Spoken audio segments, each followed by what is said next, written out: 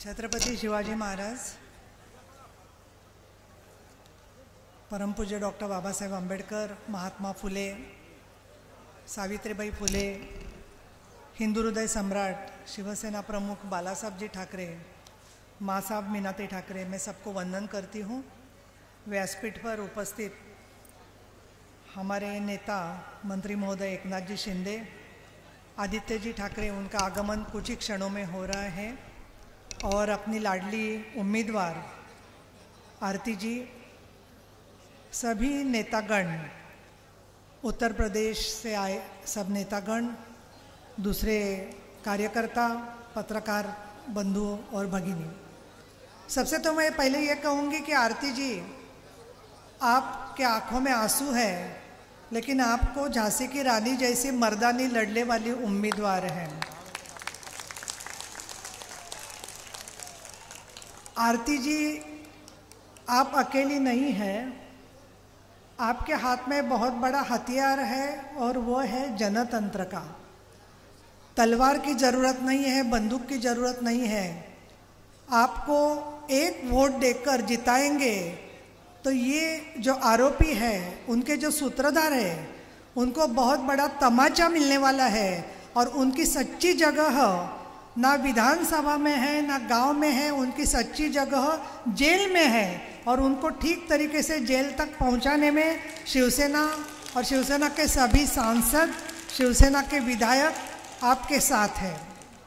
बहुत सवाल भी है, कुछ मीडिया ने मुझे शिंदे साहब पूछा कि क्या सिर्फ अन्याय की बात शिवसेना करती है, तो यहाँ मैं स्पष्ट करना चाहूँगी, बाला साहब जी ठाकरे, उनके बारे में देहातों में, गाँव में एक बहुत बड़ा प्यारा सा सूचना मैंने सुनी लोगों के मन से कि राष्ट्रहित को देखने वाला है एक ही राजा, अपनी हिफाजत करनी है तो शिवसेना में आ जा। मुझे लगता है कि नारी की हिफाजत हो, किसान की हो, आदिवासी भाइयों की हो, एकनाथ शिंदे जी है, खुद उद्धव साहब है, आदित्य जी है, सभी जनता आपके साथ ज़रूर है। और ख़ास करके मुझे तो बहुत दुख भी हुआ कि जनजातियों में आदिवासी समाज का यहाँ पे समावेश नहीं किया गया। ये पूरी की पूरी गलती जो है वो उत्तर प्रदेश सरकार की है, और इसीलिए मैं ज़रूर कहूँगी कि नारी के सम्मान की बात तो बहुत लोग करते हैं, लेकिन कृष्ण भगवान को दूध की जगह जहर देने वाली पुतना मौसी के जैसा उनका नारी के बारे में प्यार है, दूसरा कुछ उनका मकसद नहीं है। क्योंकि दिल्ली में बुल्लीबाई ऐप से महिलाओं की पूरी बदनामी करने वाली एक गिरोह सामने आया। ऐसे ही गिरोह, इनके ऐसी ही टोलियाँ हर तालुका में, हर ब्लॉक में है। इनको कौन सा आरक्षण दे रहा है? गृह मंत्री यहाँ आके जाते हैं, क्यों उनको लगता नहीं है कि ये साजिश के पीछे कौन था, उसको हम ठीक तरीके से सबक सिखाएंगे। लेकिन इनसे क्या उम्मीद रखना कि जो उन्नाव में हुआ, जो हाथरस में हुआ, जहाँ लड़कियों की, औरतों की, उनको शर्मनाक जैसे किया जाता है, उनके आंचल को हाथ डाला जाता है, और इन्हीं के विधायक बोलते हैं कि ऐसी बातें, ऐसी घटनाएं जब महिला खेती में काम करती है तो होती ही है, और इन्हीं लोगों को टिकट देकर फिर एक बार दुशासन का वारस, दुशासन का वही धर्म निभाने का काम कई लोग आज कर रहे हैं। शिवसेना ने हमेशा महिलाओं को शक्ति प्रदान की है। एक अच्छा सा कानून महाराष्ट्र में दिया है, वैसा ही कानून उत्तर प्रदेश में लाने के लिए आरती जी, आप सबकी तलवार लेकर विधानसभा तक उनको हमें पहुंचाना है। इसीलिए कि ईमानदार लोगों को चुन के लाने का काम यही भगवा करता है, और यही बाला साहब जी ने हमें पढ़ाया है। आदित्य साहब किसी भी क्षण में यहाँ पे आ जाएंगे, लेकिन दो लफ्ज़ मैं उद्धव साहब के बारे में और आदित्य जी के बारे में ज़रूर कहूँगी। जिस तरीके से विकास के लिए शिवसेना वचनबद्ध है, उसी तरीके से किसानों के लिए वचनबद्ध उद्धव साहब है, और इसीलिए सभी लोगों के साथ में जब आदित्य जी काम कर रहे हैं तो रोजी के साथ, पानी के सवाल के साथ में, जब एक देहात में पानी का सवाल था, महिलाओं को चलने की बहुत तकलीफ हो रही थी, तब एबीपी माझा मराठी में एक चैनल है, हिंदी में भी है एबीपी हिंदी, उन्होंने ये आवाज़ उठाया। तब आदित्य जी उस गांव तक जाकर वो बहनों की पानी की समस्या पूरी की पूरी छुड़वा दी।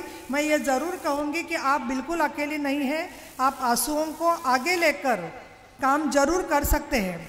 और एक बहुत बड़ा मुद्दा रहा है, उसके बारे में बोलना बहुत ज़रूरी है, और वो यही है कि यहाँ पे उत्तर प्रदेश में जो नीति चल रही है वो फोड़ने और तोड़ने की नीति चल रही है। हर जाति, कोई भी व्यक्ति किसी भी जाति का हो, किसी भी धर्म का हो, सबको साथ लेने की कोशिश हमेशा बाला साहब जी ठाकरे उन्होंने की है।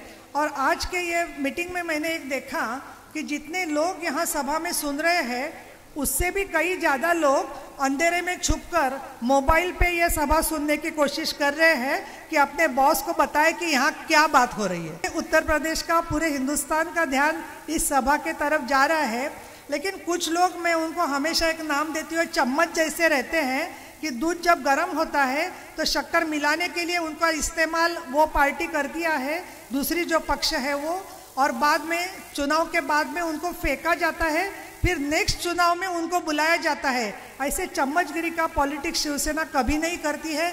जो भी करता है वो शिवसैनिक वीर जो है वो काम करते हैं। बहनों को थोड़ा लेट हो गया, मैं समझती हूँ, उनको निसर्ग की भी कुछ जिम्मेदारी रहती है, शायद उनको 5 मिनट फ्रेश होने के लिए कहीं जाना है, वो वापस आ जाएगी, उन पर गुस्सा मत कीजिए। वो वापस आ गई, मैंने कई देखा कि महिलाएं फिर वापस आई, फिर घर में चूल्हा, गैस, रोटी बनानी पड़ती है। अगर थोड़ा भी लेट पहुंचेगी तो आसपास पड़ोस वाले जो नहीं आए मीटिंग के वो बोलेंगे कि आरती जी क्या अभी रोटी बनाने को घर में आने वाली है क्या। तो इनकी सब ये मुसीबतों को समझने के लिए ही महिलाओं के साथ में हम सब लोग हैं। और यहाँ पे मैं ज़रूर कहूँगी कि विकास, सुरक्षा, 80% समाज नीति और 20% राजनीति, ये हमारी भूमिका हमेशा रही है। अभी तो एक जगह युद्ध के बादल मंडरा रहे हैं, लेकिन मुझे ऐसा लगता है कि ऐसी स्थिति में उत्तर प्रदेश में एक उम्मीद जो है, जो शिवसेना ने जगाई है, उसको मूर्त स्वरूप देने का काम जो है वो आरती जी ज़रूर करेंगी। और जिस तरीके से धर्म जी है, बाकी सब कार्यकर्ता है, इन लोगों ने अच्छी तरीके से बहुत काम किया है। और मुझे उत्तर प्रदेश के जो भाई बहन मुंबई में है और वो यहाँ आए हैं, तो मैं उनको भी ज़रूर सराहूँगी और ये कहूँगी कि आपके दिल में शायद 2 कंपार्टमेंट्स में है, एक में उत्तर प्रदेश है और एक मुंबई और महाराष्ट्र है, तो इसमें कोई फ़र्क नहीं होता है, सबका लहू एक ही है। मैं आपको बहुत बहुत बधाई देती हूँ और सबकी हमारी नज़रें यहाँ के रिजल्ट तक जाएंगी। पुलिस आए, पुलिस अपना काम कर रही है। मुझे पुलिस को और जो भी अधिकारी वर्ग है उनको मैं एक रिक्वेस्ट करूँगी कि वो ज़रूर निपक्षपाती तरीके से काम करें। अगर किसी ने ऐसे किया कि राजनीति के कारण गलत उन्होंने बर्ताव किया, तो हम भी यहाँ ज़रूर कहेंगे कि हम भी, शिवसेना जिंदा है, जो अधिकारी इस तरीके की हरकत करेगा उसको हमेशा के लिए घर में बिठाने की ताकत शिवसेना में है, ये मैं आपको एहसास देना चाहती हूँ। धन्यवाद, शुक्रिया।